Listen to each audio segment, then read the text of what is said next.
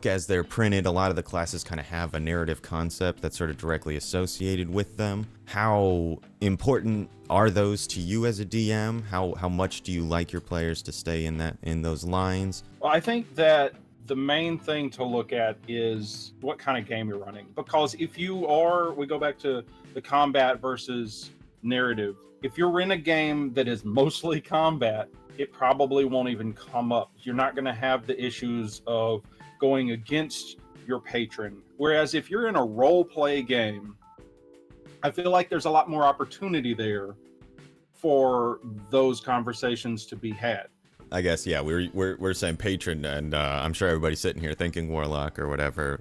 But in my mind, when you say, the characters that get their power from a divine entity, I lump in clerics, paladins, druids frequently as well. I would say that those are probably, or at least traditionally, those would have been the classes that also had that kind of connection.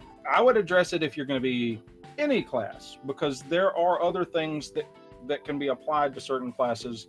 For instance, in my game, a particular wizard is drawing a bulk of their power from their spell book. That is a source that can be removed from them, and it can be done with any class basically if you're going that flavor route. The main thing is that there's an understanding between the players and the DM that it is a possibility, if everyone's in agreement, that if you go against your patron to where that's where you get your power, that things could happen.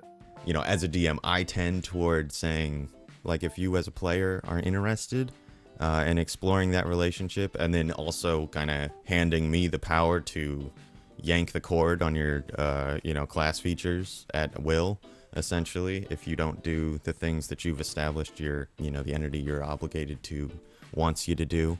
But I don't like doing that to players unless it's very clearly established, I guess. Yeah, like you're saying, that's the way it's gonna work. Because I tend to not make warlocks as a player, because a lot of DMs will do things to warlock players that they would never consider doing to anyone playing any other class, because it says in the book that you have to interact with this entity. I see classes as sort of a mechanical skeleton that you are supposed to tie your sort of like whatever narrative concepts to. But there are going to be DMs who say, no, you're a warlock. This is how warlock patron relationship works every single time, because that's what a warlock is. That's an integral component to the nature of the class. And I don't think that that's wrong. I would argue with that DM. But they aren't wrong. It's just a difference of opinion. For instance, in my game, that is most definitely a thing. We just finished a little sub arc where the warlock, who was becoming quite griefed at the aspect of being evil and being subjected to this patron, this deity, and their soul not being theirs and whatnot, they went through some sort of inner conflict and came out the other side thinking that, hey, I need to redeem myself. So I allowed that. They went on a little sub campaign to redeem the warlock's soul and to pledge themselves to a goodly deity. And it was a long process. It was fun, but story-wise, it made a lot of sense. And role play, it gave a lot of interactions, a lot of fun role play in there, and no one's feelings are hurt because of the taking of the power from not following in the line. You have to be willing to be malleable with certain of these situations like that. Right. I think it can be a really fun element to a game to have this sort of struggle back and forth between, you as an entity who's been given this gift of power, and then the thing that's giving you that power, trying to keep that relationship in check when you're clearly, you could just be wiped off the face of the planet at the snap of a finger.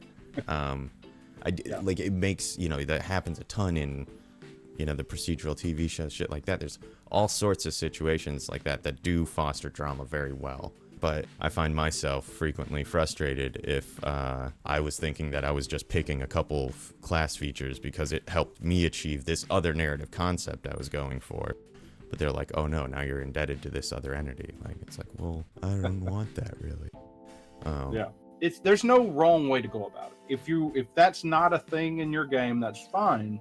If it is a thing, that's also fine. It just, as long as everyone's on the same page. Right. Just the main number one thing is just to address it up front and be on the same page with your DM and your players, saying, hey, this is a thing that can happen. And if that's not something that you agree with, and if that's not something that you want to have to deal with, there's no shame in just going to another table.